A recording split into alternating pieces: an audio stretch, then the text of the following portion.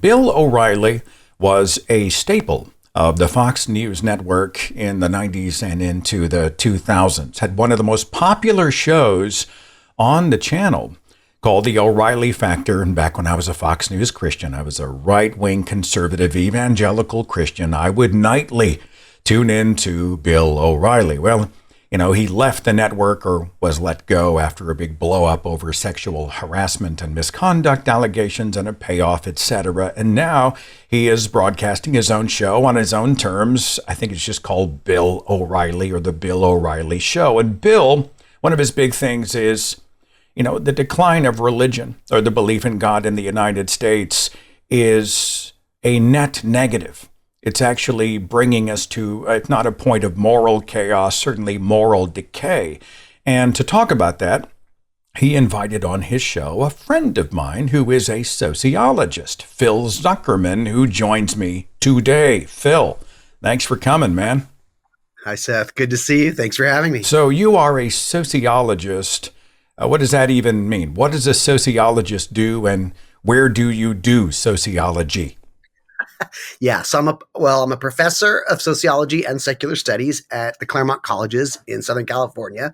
I guess quick way is that we're interested in what's going on in the social world in the here and now. So historians tend to look at what happened in the past. We're trying to figure out what's going on right now in the present, always mindful of what happened before. You can't really understand the present without knowing the past. But we try to actually talk to living human beings, not just read the letters of dead human beings. We try to observe, go out, do field work, do participant observation, do surveys. We try to ask and observe as much as we can of the here and now.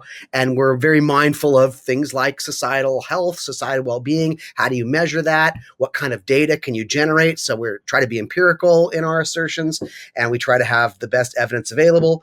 So that's my background. And I feel like the tools of social science help us understand things like the decline of religion. Is it a good thing? Is it a bad thing? What's causing it? So that's what I do. I write books. I try to stay on top of the data. Every now and then I try to generate my own original data by either doing in-depth interviews, a survey, that kind of thing, participant observation. But that's me, and I'm here. And yeah, I was on O'Reilly, and it was a trip. Before I get into some snippets, I'm going to play some sound bites from the interview, but you've written 8 books. I was curious about the titles too. Society Without God, What the Least Religious Nations Can Tell Us About Contentment, Beyond Doubt, The Secularization of Society, What It Means to Be Moral, Why Religion is Not Necessary for Living an Ethical Life. Do you get into the culture wars then? A lot of these wedge issues? Yes and no. It's unavoidable. Those issues like gay marriage, abortion rights, guns are gonna definitely come up. But what I try to do is in my work is I try to say what's the reality on the ground? So I'll give you an example. People will say, people like Bill O'Reilly will constantly say, if people stop worshiping God and people stop going to church and we stop having religion, then crime will increase. Well, that's a social scientific assertion. We can measure that. We can measure rates of belief in God, strength of belief in God in given populations, church attendance. I mean, those are our independent variables. And then we can look at outcomes and we can see, is there a strong correlation, a weak correlation, no correlation at all? What do we find? And so it's not just speculative. It's not just if people don't believe in God, they'll go out and commit murder. It's do they? Is this really what happens? And what we find consistently, what I've tried to write in my work, is that is not the case. That in fact, democracies that secularize do not descend into lawlessness. And you can run at this a number of ways. You can look at the most religious societies and see how their violent crime rates are, or you can look at the most violent societies and see what their religiosity rates are. So you can mix and match as you like. But I mean, just here in the United States, for example, the states with the highest levels of belief in God, the highest rates of church attendance, have the highest violent crime rates. Now, someone could simply say, well, that's not because of religion. That's some other factor. And it's yeah, that's the point. These other things are far more important than God or worship of God. That's kind of the point. So that's the kind of work I try to do. Try to look at, take these assertions and debunk them by looking at the reality on the ground. I look at other nations of the world that are more secular. I want to throw Japan out, but some others. And, when I think moral decline, I don't think Japan. I don't see the decline of humanity as rooted in a more secular society like that. Your research goes global like that? Absolutely. Japan is a great case study because not only is Japan one of the more secular societies on the planet Earth, but it has never had a Christian civilizational foundation. In other words, sometimes I'll have critics say, oh, yeah, maybe Europe's doing okay now, but that's because they had centuries of Christianity and they're living off the fumes of it. But you take a country like Japan that has never had established Christianity, was never part of Christendom, never sort of was it part of the lifeblood of Japanese culture or civilization. So you can just say this is a non-Christian society that never had it. And even today, though, even if they had other forms of religion, whether they were Buddhist or Shinto or whatever, those are quite diluted today. Most people are quite secular in Japan. And what do you find in Japan? The lowest murder rates on planet Earth, the lowest violent crime rates on planet Earth, the cleanest cities, the cleanest streets, lowest levels, such any way you want to measure societal health, Japan stands out. Now, it's not perfect. There's gender inequality in Japan. There are other issues in Japan. I'm not saying it's an earthly paradise or a utopia, but Japan is a perfect example. You can do this all over Latin America, like the least religious country in Latin America with the least amount of God worshippers and God believers is Uruguay. Well, how are they faring? Compare Uruguay to El Salvador, Colombia, Brazil. And what you'll find is Uruguay is a much more peaceful, much more democratic, and much more sane country. And again, I'm not saying it's just because they're secular, but I am saying whatever the reason is, it's not about God. It's not about religion. There are other factors at play that are this worldly. And so I'm just trying to always beat that drum.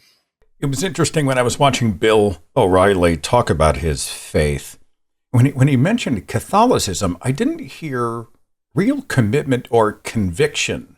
So I'm fairly, I wouldn't say I'm a religious fanatic, but I'm engaged in Catholicism. He's not engaged in Catholicism, but I know he identifies as a Catholic. Now, we know, at least my inference has been that the Catholic Church doesn't really promote or encourage heavy scriptural study in its congregants, right? I mean, isn't it more of an identity? You go to Mass, you genuflect, you hear the sermon, and then you go off to your beer and bingo and let's live a secular life. I mean, is that unfair, Phil, with the Catholic culture? I think that's a great you're doing sociology right now. Like, what does Catholicism look like in reality on the ground? And if you want to understand Catholicism, sure, you can read histories, you can read liturgies, but how are actual Catholic people living in the here and now? Depends on the society, depends on the culture, depends on the state, the country. How Catholics live in Vietnam is not going to be the same way as how Catholics live in Vermont. But yes, I would say there's a spectrum. So there are some Catholics that are deeply studious and deeply committed to the scriptures, and they're a minority. And yeah, your average Catholic is probably not even going to Mass all that often, is more of a cultural Catholic. And there's a lot of people in between that, like you said, they show up for Mass, they do what they have to do, they say what they have to say, and then they get on with their lives. So I think that's accurate. I mean, it's an interesting way to phrase it. I'm a Catholic, but I don't really engage with Catholicism in that. I just find, it's an odd position. It's like I'm a Christian, but not really. It's almost like when Jordan Peterson was doing the debate with the 20 people, and they're like, he's quoting scripture, and then they say, well, you're a Christian. And he said, I never said that. And it's just this odd little spot. He threw some numbers out. You're a numbers guy. Let me just hit them quickly.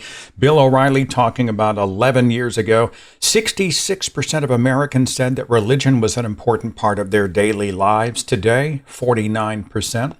Almost 80% of Americans identified as Christian in 2007. Today, that number's dropped to 62%. And in the United States today, almost 1 in 3 Americans say they are religiously unaffiliated. Would we call them a religious none, N-O-N-E, Phil? Yeah, that'd probably be best. When you're talking religion, is it belief, behavior, belonging? And like you said, a person could identify as Catholic in a kind of belonging sense, like that's my tribe, that's my culture, that's my heritage, but not necessarily believe. Conversely, I know a lot of Christians here in my town that are strong believers in Jesus and God, but they say that they're not religious because religion is an institution and they have a relationship with Jesus, not a institutional, affiliation. So it's very complex. But if you look at belief, behavior, belonging, so do people believe in these supernatural claims? Do they engage in religious rituals, church attendance, prayer, Bible study? And how do they identify? Do they belong? And all three, you've mentioned some, are going down. So it depends on the question. So if we ask someone, what religion are you?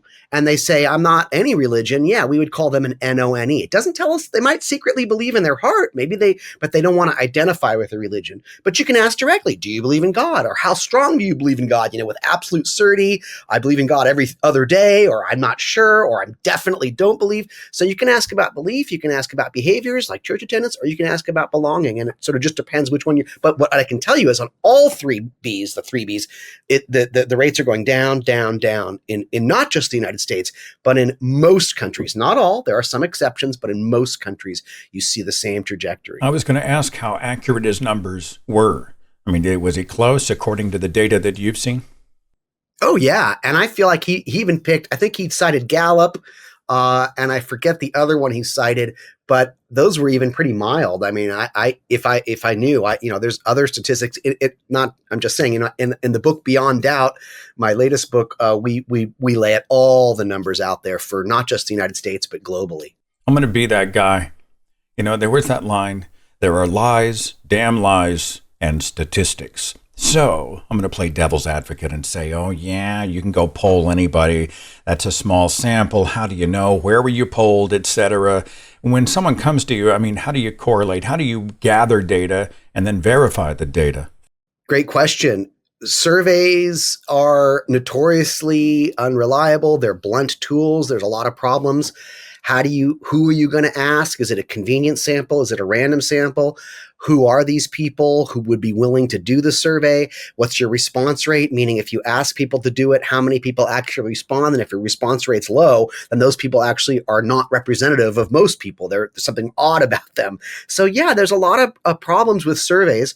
And all I can say is the gold standard would be, is it a random sample? Meaning everybody in the population had an equal chance of being selected, and do you have a relatively robust response rate? When you have both of those things, it's the best we can do. They're still not perfect, as we know, but we have to make use of the limited data we have, not just lament its deficiencies. So what I would say is surveys aren't perfect. You triangulate, if multiple surveys tend to find similar results, that's always a good sign. So when you have different organizations with different agendas finding similar patterns, you can also verify survey data, by doing field work. They kind of go hand in hand. So, for example, I've spent many years in Scandinavia. The surveys told me that Scandinavians were not very religious, but then I went and I did my own on the ground investigating and talked to people and interviewed and all swaths. And there seemed to be a strong, they seemed to uphold each other. I wasn't finding lots of believers. So there's no,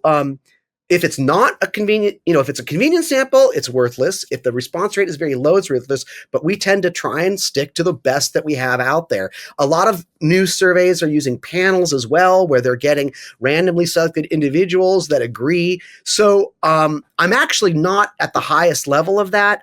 I tend to rely on my colleagues for that, but that's the best I can do. Is it a convenient sample? Is it a national sample? Is it a random sample? Those are the kinds of questions I ask. But we always take them with a grain of salt. I'll give you a perfect example. We know that people often over-report church attendance.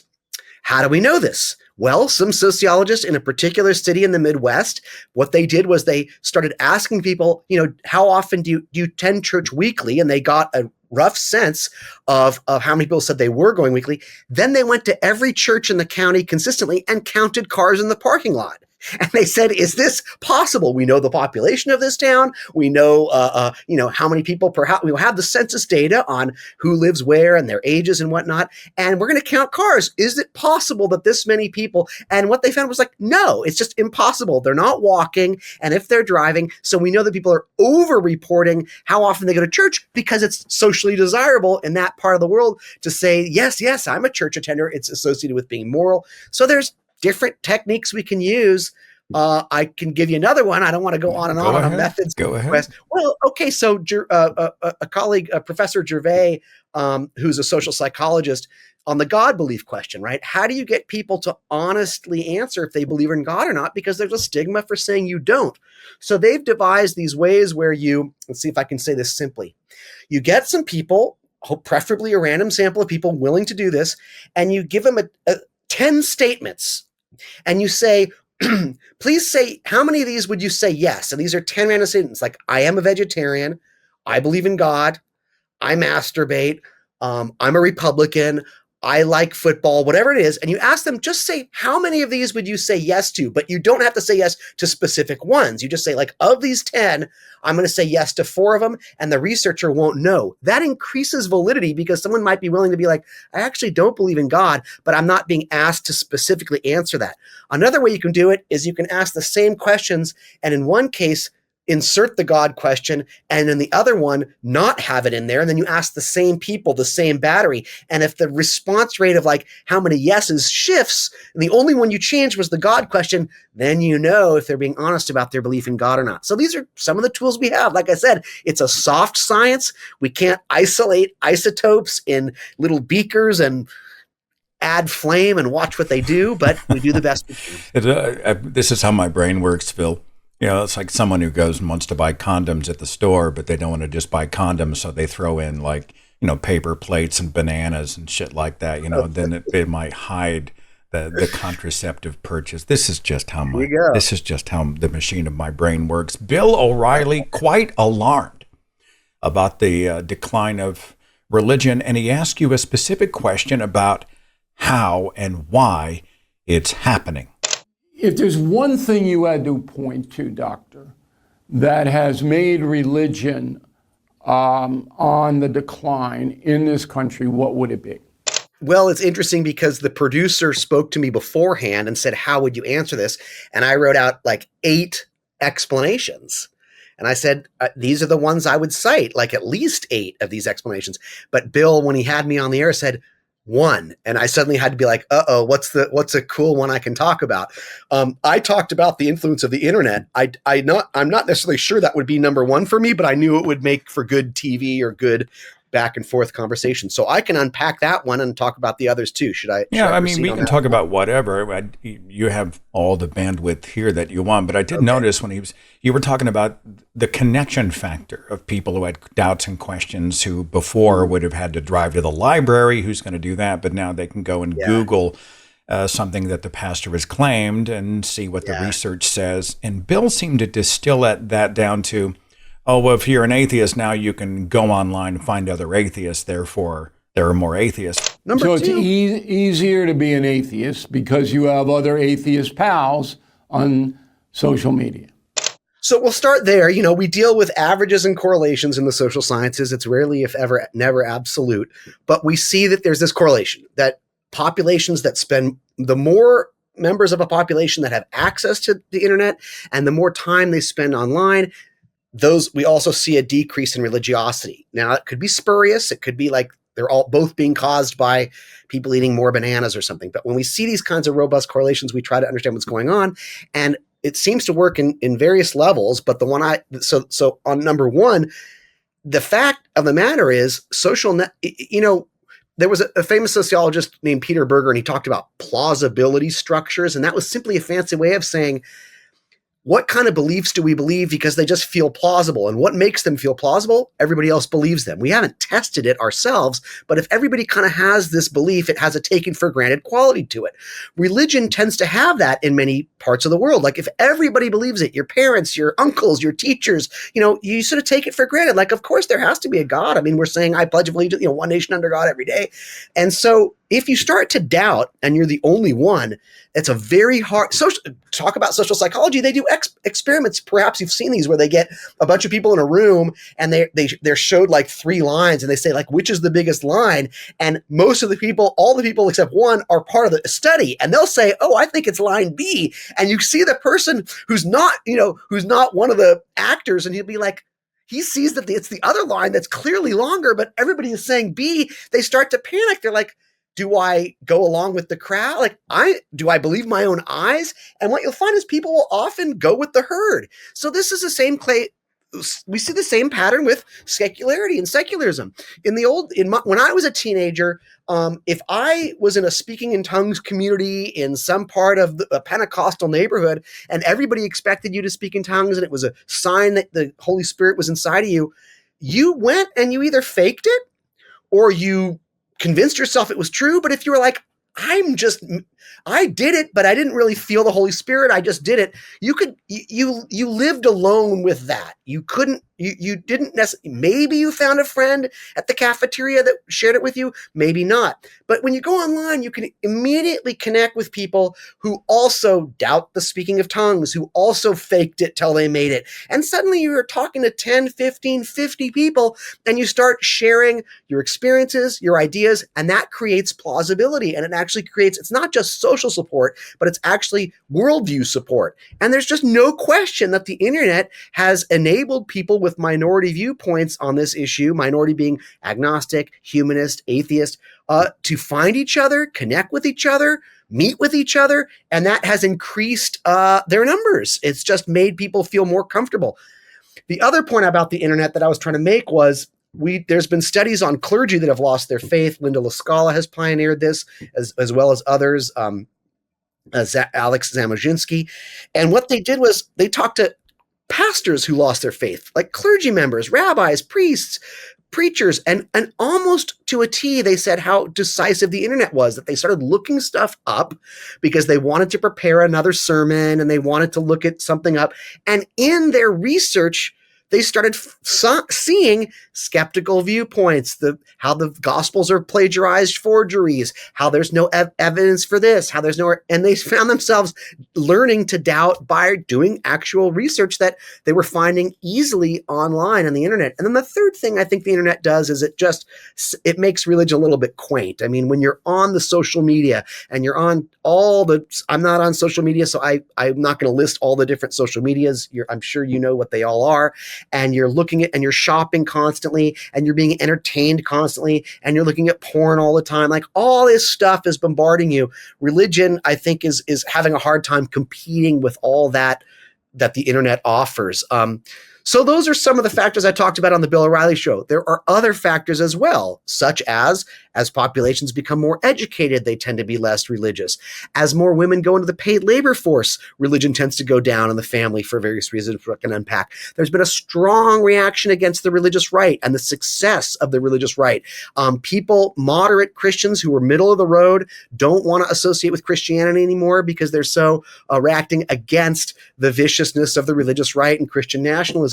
The Catholic Church's pedophile priest scandal turned a lot of Catholics off, and they disaffiliated. We have the numbers, we have the data in places like Boston, Rhode Island, in those areas that are heavily Catholic. We saw what happened in the wake of the discovery of the Catholic pedophile priest. The gay marriage issue has divided younger Americans from older Americans. Younger Americans don't have a problem with gay marriage, and the only institutional hostility to gay marriage comes from religion. So a lot of younger Americans are just like, that's ridiculous. I don't have anything against gay people, and your religion's fucked up. So those are some of the factors going on that have affected religiosity in this country. It was me, on the internet. I stumbled across a debate, and I heard about this ex-evangelist in Canada, Charles Templeton. He wrote a book called Farewell to God. Oh, what's that? So I buy the book and start reading the book, and, an ex-pastor dismantles his former faith. My mind is blown. I start to feel validated in my doubts. And before you know it, I'm spinning through the web looking at all kinds of debates and speeches. And that leads me to other books and texts. And it was just crazy. And then, of course, you talked about these ministers. The Clergy Project is a remarkable experiment. It started back in, I think, 2011-ish. So it's an entire network of pastors, ministers, religious professionals, many of whom are totally under the radar. Like, they might even be there anonymously. Oh my God, if anybody found out, my career's gone, how am I going to pay the bills? My wife will leave me, or my husband will leave me. I'll lose custody of the kids. Holy shit, what's going to happen? Mm-hmm. But it's this whole weird underground network of people who were like, I'm doubting. They wouldn't have had a resource had they not had an online place to go, right? You nailed it. Something is spot on. What you just described, we hear over and over and over again in the interviews we do, in the survey data we do. Absolutely. And it's like, I think of like, I remember, Dan Barker wrote a book called I think Losing Faith in Faith a long time ago. I want to say early 80s maybe. And it's like, if you happen to how would you even get that book? I think it was Prometheus Press. You had to already sort of be in the atheist free thought community to even know about Dan and his book. But today, like you said, there's this woman, an ex-Mormon right now. She shows up on YouTube. My God, she's got hundreds of thousands, if not millions of people tuning in. And just her talking about her experiences as an ex-Mormon is catching the attention of a lot of current Mormons who are going to be ex-Mormons. It's just, and like you said, with the Clergy Project, so not only do those clergy have the internet as an avenue into their loss of faith, but then they connect with each other, which just strengthens their community, strengthens outreach. They can share material, they can share resources. Now, the interesting thing, though, is that obviously this could work for religious people too. Like a religious person could reach out to other religious people, and the internet's just a tool that can be used for both. But what we're finding is it's not helping religion maintain its numbers or increase its numbers. But it is increasing and helping secularism. It's even if you don't want to debunk something. What I have interviewed people who were religious, and then they just started learning about other religions online. So, they were some, Protestant, Christian, evangelical, and they were like, what is it that those Mormons believe? Or what is Hinduism? Just by learning about other religions, which is so easy now, with just some tapping on your keyboard, can cause people to go, wait a minute, they believe this is true and they're totally fervent. Why? And I believe mine's true. So like you said, it causes doubt. It exposes people to debate. There's just no question about it. It's a corrosive influence on religiosity. I don't know if it's true. I heard that one line: if you teach a child one religion, you indoctrinate them. If you teach them about all religions, you inoculate them. There may be some truth to that, Phil. But Bill O'Reilly is alarmed. He says the world is on decline, and he believes that it has reduced our ability, our fortitude, our discipline to fight evil. I wrote a book called Confronting Evil. And America's motivation to deal with real evil has dropped along with the belief in God or the practice of religion. And I think it's because we are an undisciplined, selfish society, generally speaking. I'm guessing he's using evil with a capital E in this case. I guess, how would you define evil? To me, evil is the willful or intentional causing of unwanted suffering of sentient beings. Did you get the vibe that he was going spiritual when he talked about evil? No. It was such a bizarre part of the interview. I really wasn't prepared for it. He had just spent the first 10 minutes of his show railing about how we need to attack Iran and kill more Iranians, and he's never going to set foot in Spain again because they won't help us kill Iranians. I mean, talk about evil. And yet, so I felt like for him, evil is sort of like anything that opposes Trump or anything that opposes white, capitalist, Christian, global dominance. I mean, it was odd to me. And I didn't quite know how to say it. But again, this is one of those things where you want to say, well, what do you mean by evil? And I did try to say that in the show. I'm like, well, evil is different to different people, Bill. Somebody might think gay marriage is evil. Another person might think it's just and good, and denying gay marriage is evil. So it's very subjective. And what I can tell you is, those society, I'm happy to talk about all the ways in which a decline in religion negatively affects our society and our culture. But on this one, I don't see it that way because. But I'm not coming at it from that point of view. Okay. I don't really. It doesn't matter to me what theology or religious tenet that you embrace. That doesn't matter. It's the overall belief in a higher power and a right or a wrong.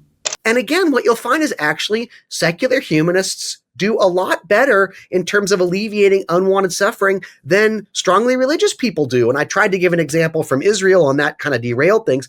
But you can take examples from throughout history or different societies where it is the strongly religious who are the most gung-ho about war, the most supportive of the death penalty, the most supportive of torture, the most hostile to human rights and civil rights.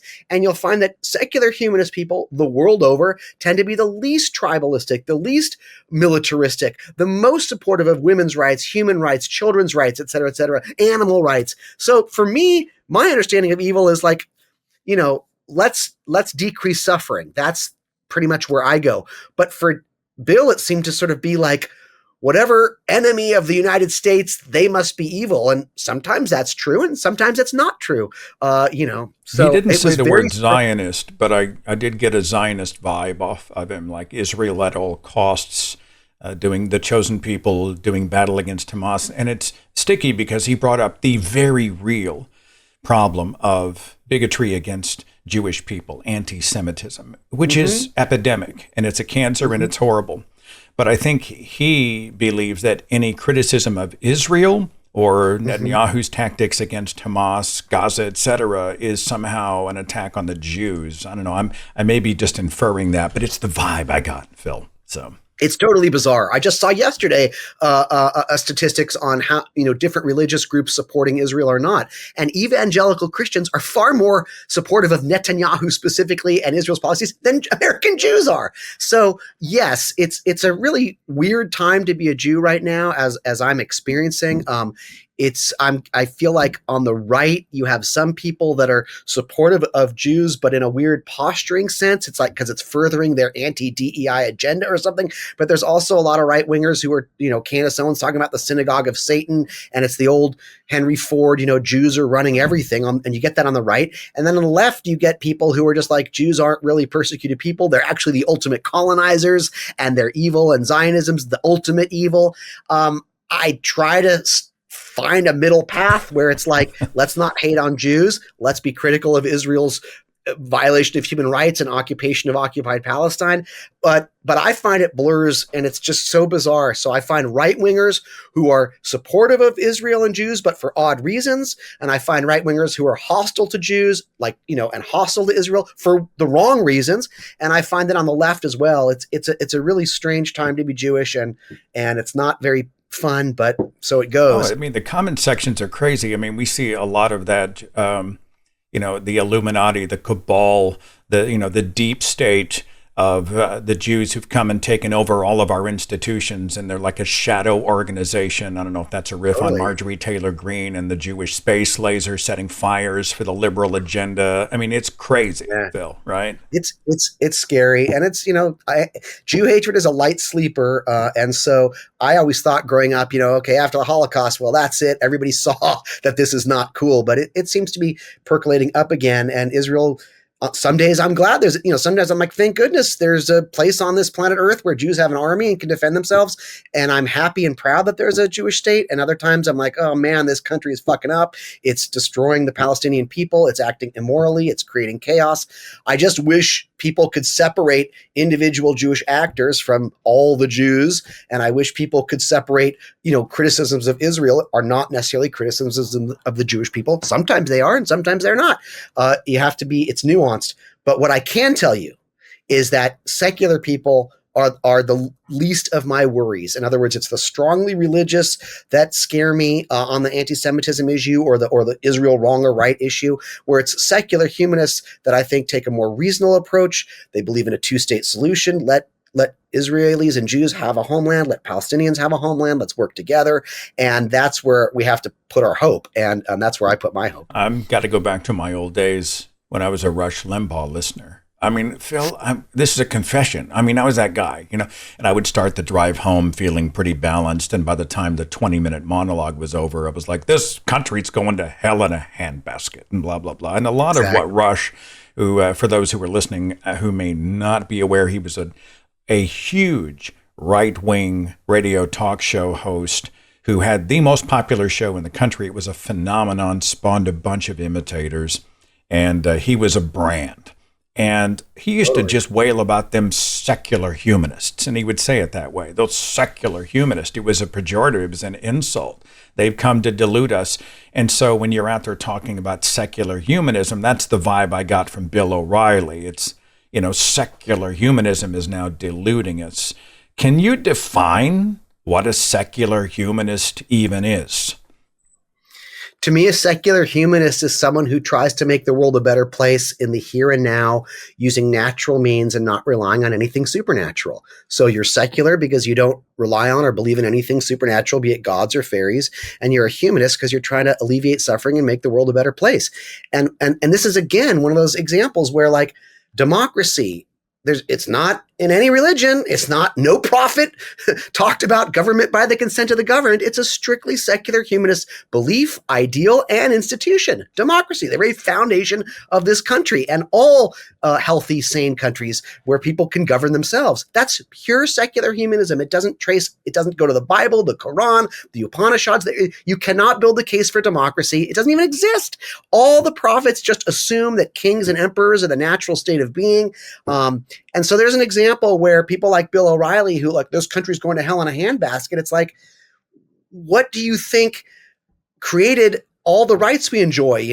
Freedom of speech. That's a secular humanist value. It's not in any religious scriptures, or prophets never talked about it. Right to it. You having a right to an attorney, and if you can't afford it, the state will provide one for you. I mean, every ideal we live by practically is Enlightenment values, secular humanist values, and that had to be implemented up and against the opposition of the religious. So that's what's just so weird to me. That brings me to a specific thing. You teed me up perfectly. Bill O'Reilly says an odd thing, and I still can't connect the dots in my brain. But he makes the assertion that the Muslims who are less Muslim, who are less religious, more secular, those Muslims are the most jihadist Muslims. Okay, the more secular these Muslims are, the more intent they are in wiping Jews and Americans off the planet. So that was an absolutely incorrect, unsupportable assertion. There is no data supporting it. And that was one of those things where, like, I had to decide, like, do I jump? I didn't want to interrupt him and be like, that's actually wrong. I just let him say his thing. And I figure, well, people can look it up if they want. It's absolutely incorrect. The more secular Muslims in the Muslim world are far and away the more reasonable, humane, and peace-loving and democracy-loving. Whether we're talking about the secularists in Iran, the secularists in Algeria, the secularists in Sudan, wherever Islam exists, the more religious they are, the more fanatical, anti-democratic, anti-human rights they are, and the more secular they are, the more humane, kind, democratic they are. It was the weirdest assertion he made. And I have to say, with all due respect to good old Bill, I saw some racism there. I just felt like, or xenophobia, whatever you want to call it, Islamophobia. I just felt like he had this image of like the frothing mouthed Muslim. I mean, it's like, it was such a strange assertion, and it's simply not true. Across the board, the more religious of every religion, it's the most religious Jews in Israel that are the most fanatical, don't see the humanity in the Palestinians, want to just liquidate them. It's the most religious in the Muslim world, the most religious in the Hindu world, across the board. The only exception that I can think of is Jains, where the more religious they are, the more they don't want to harm life. All life is precious. Other than Jains, it's like fanaticism, militarism, violence. These are all strongly correlated with strong religiosity. Now, it's also true some secularists can go crazy too. Your communist Stalinists, who were also atheists, were not humanists. They were despots and demagogues and fanatics who caused a lot of pain and suffering too. So if Bill had said that, if he's like, well, sometimes the communists, I would say, okay, you have a case there. But when he said secular Muslims are the worst, he was completely wrong. I mean, the enemy is extremism in so many cases, right? Absolutely. And I think it ignores the fact, I'm in a place where you say Muslim and somebody just pictures a brown person with dynamite strapped to their chest. It's pathetic, right? And it ignores the reality that the vast, vast, vast majority of the people who are under the boot of radical Islam are themselves Muslim. And that takes me to Iran, right? We see people who are protesting. They want a revolution. You see women who want to get rid of the hijab and they're having acid thrown in their faces and their families are imprisoned. So often these are Muslims who want peace and they want equality and goodness. And I think to say that Iran is a monolith and they're all this and that this is extreme tells me you know nothing about the Middle East.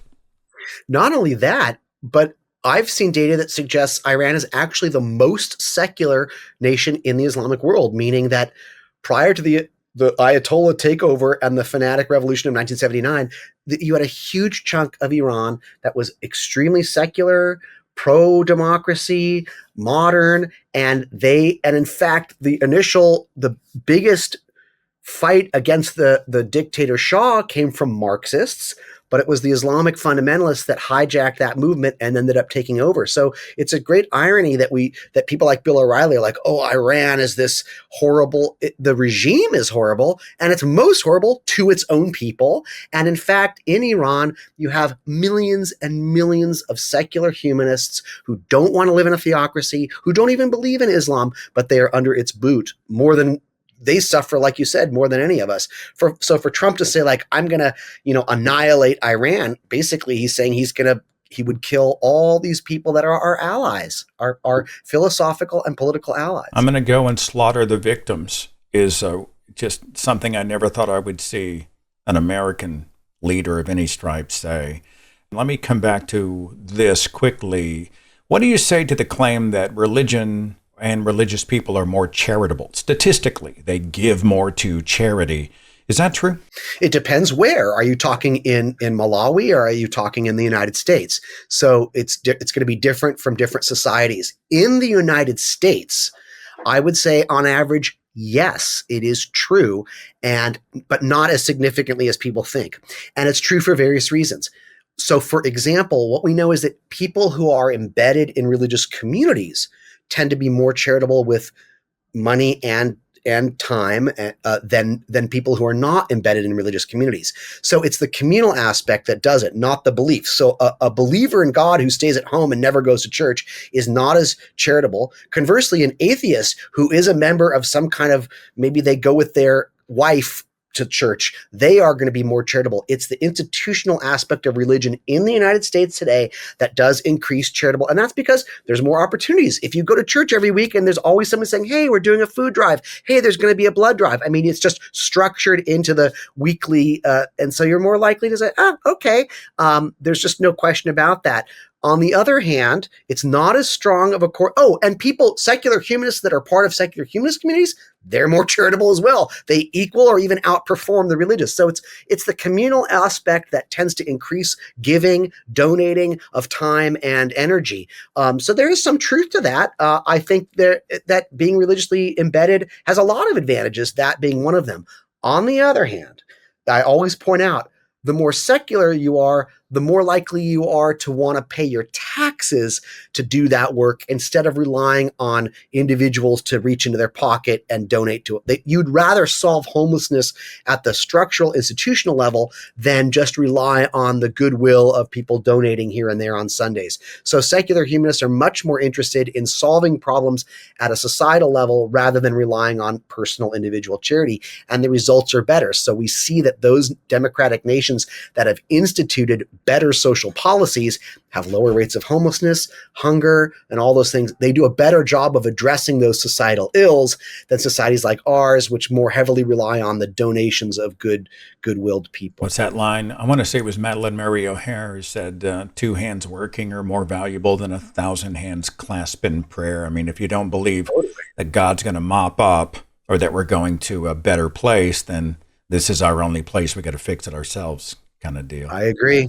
When I first came out of the faith, it was during the time of the new atheists, and I was guilty of this, but we used to talk about religion as a thing, like capital R, religion. Religion is the biggest cause of suffering in the world. Religion, religion, religion. And of course, once I settled down, I thought, well, how do you define religion? Like, is it a fundy religion? Is it a progressive religion? Is it a spiritual religion? I mean, is it a fundy Baptist, or is it a Jainist or a Hindu or a Buddhist? So when somebody goes, like talks about religion. How do you approach that? Yeah, Seth, you're spot on. There's so many ways to define religion.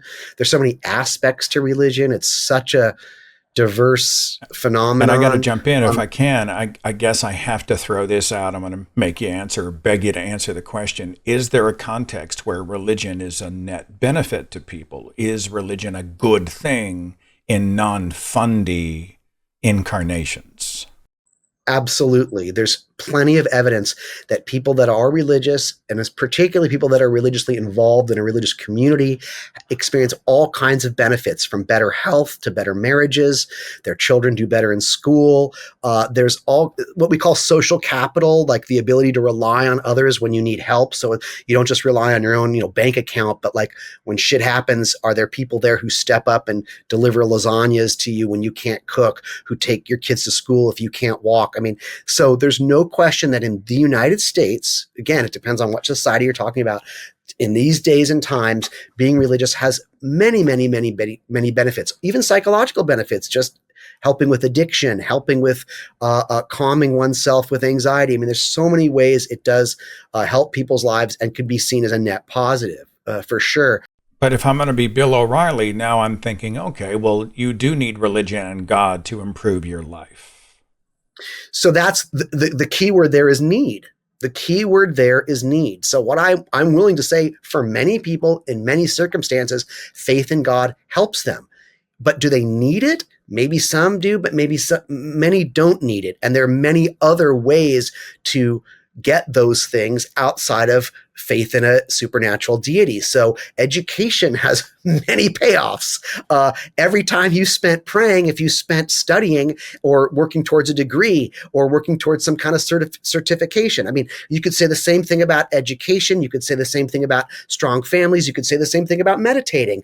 You could say the same thing about walking. I mean, in other words, there's many ways, there's many things we can do, many activities and beliefs that have net positives. So yes, religion may be one of those, but the point is that people find these things through other avenues. And so the notion that we need religion or else we're doomed is simply not sustainable. How do we know?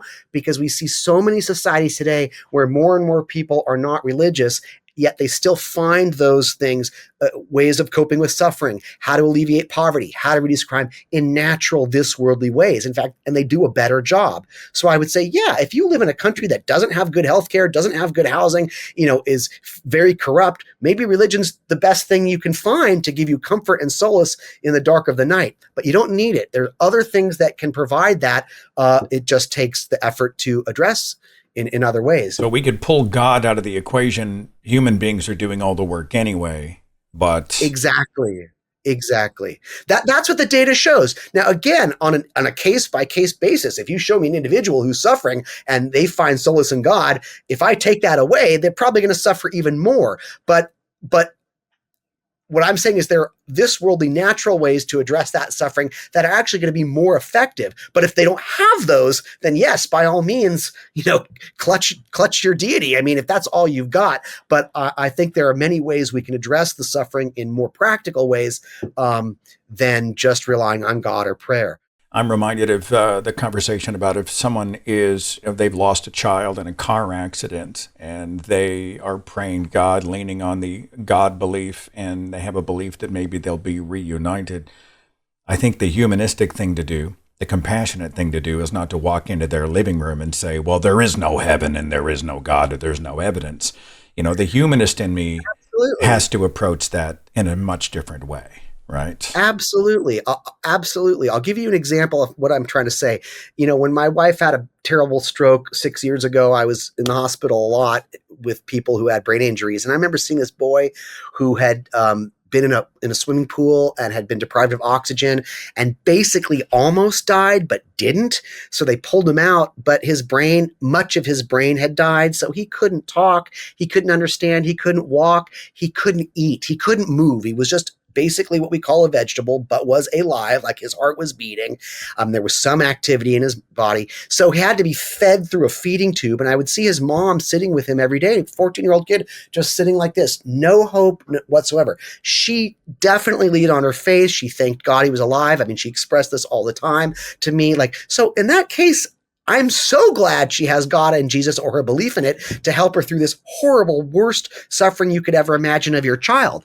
At the same time, everything going on in that hospital, all the occupational therapy, the physical therapy, the emotional therapy, all the new technologies to help people recover strokes, that all comes from humans, right? Even the hospital was built by humans. I mean, so when I look around, I want to say, look, this particular woman, yes, by all means, lean on your faith to get through this horrible experience. But if you look at everything that's happening around us, all the trainings, all the nurses, all the speech pathologists, all the neurologists, it's all coming from human effort, human ingenuity. And that's where I also am going to place my hope. So I'm going to say this secular humanist institution is also alleviating suffering. But in the immediacy of this woman's emotional needs, obviously God is going to help her, and I wouldn't disabuse her of that. So you support like the Sunday Oasis, the Sunday Assembly, the secular church model. You like that? Those are two different questions. Do I support it and do I like it? I mean, for those who don't know what it is, essentially, for those who are seeking community, they follow really almost a church agenda. I mean, I will say that religions have had thousands of years to hone community and the format of what they do. And so Sunday Assembly and Oasis, you go in and there's like music and announcements and more music, special music, speaker, food, and it feels very much like Sunday morning at church. And a lot of people have found that kind of scratches the itch. So you take that where you want, Phil. Yeah, I think it's a great idea. I get it, the need for community. So I enjoyed it when I went. But at the same time, I'm not much of a congregator. It's odd for me to hang out with a bunch of strangers and sort of affiliate on our lack of being religious. It's hard to create community out of thin air. It really is. Just try it. It's difficult to create heritage out of nowhere. So I'm actually even more comfortable going to Buddhist meditation because I like the music and I like the chants, or even going to Jewish synagogue, even though I don't believe the liturgy. I just have a lot in common culturally with the people there. I'm more inclined to go to a music concert because we all love the English beat or whatever. So I support Sunday Assembly existing. It's just not necessarily for me. I'd rather play soccer or go to the beach. But yeah. My yoga instructor, Natalie, and I do Sunday yoga, and I get the vibe. She's a non-believer. She's very diplomatic, but she's like, This is my church. And it's like a totally secular yoga. There's no Maharishi or, energy meridians. But I just want to like ask her, hey, what do you think? But I'm just going to be cool about it. Phil Zuckerman, you've been very, very generous with your time. How do people find you and your work and what you do? I guess you just got to Google my name and you can see my books are available for sale. I have some stuff on YouTube, but I'm not on Twitter. I'm not on TikTok. I'm not on Instagram. Now, what's that about? Sorry. You just said, screw it. It's too much white noise or yeah, it was creating too much aggro for me. Too much. It just didn't make me feel good. Every time I got off Twitter, I felt crappy. But every time I go for a walk in the mountains, I feel great. Every time I tried to look at how many followers I had, I felt anxiety. But every time I went boogie boarding, I felt great. And I just realized like I'm not big on screen time and I just don't building up followers. I mean, I know it's really important because I know I'm missing out. Like I see what's happening. Like if you want to be relevant, you have to be online. But I just had to bow out of that race. Oh, it's brutal. And, to be well-informed, right? I'm supposed to be in the well-informed business to have conversations. The problem is that I'm well-informed. And then I just want to go run into the middle of the highway and just say, please, end it all right now. You and I are going to be taking the stage together and at the Weekend Reason event in Calgary. That's coming up first weekend of May. What are we talking? Are you going to get into Christian nationalism? Are we talking about Trump cult? I'm going to try to talk about actually how secular people, secular societies do better than non-religious, and not just in kind of physical or material ways, but in moral and ethical ways as well. And I'm going to try and say then why do people like Bill O'Reilly say like, oh, if we stop believing God, everything will fall apart. I have a theory as to why they do it, and you'll have to go to Calgary to hear that. It's a secret mystery. It's going to be awesome. Phil on stage is just amazing. Everybody's on the end of their chair, and he's a great communicator, as you have seen on this broadcast. And it's just an honor to know you, man. So I'll see you in a few weeks on the road. I will link to some of your work, your books, and the We Can Reason events in the show notes of this broadcast. And let's talk again. Phil Zuckerman, appreciate you, brother. Thank you. I appreciate you too. I'm so glad you're out there, and I'll see you soon.